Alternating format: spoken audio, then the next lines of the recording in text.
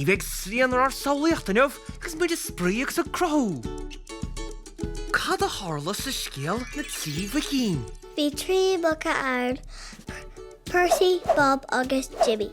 Tháinig an machtír grána. Yok was there on Makatira Grana.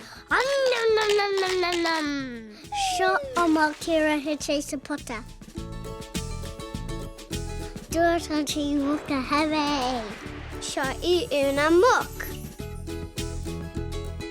Tá sibh anna ghonóthach an san. Cad tar bonagaibh.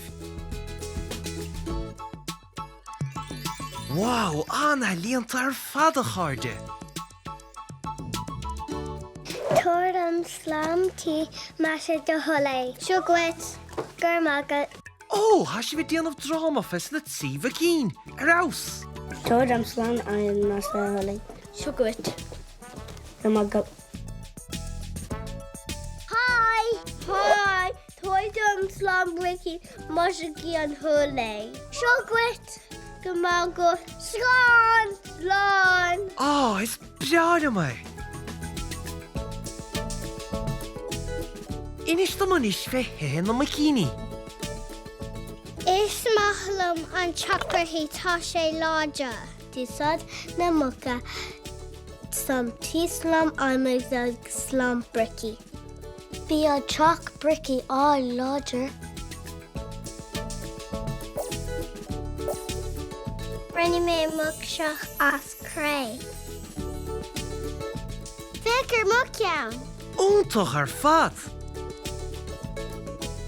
Tám sim leis ag tógáiltaí. Mathú.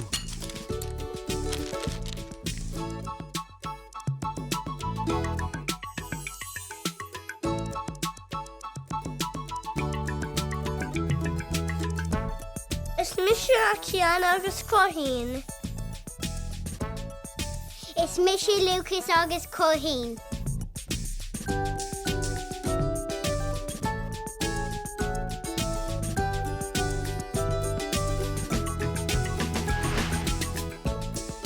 Cóithíon sibh.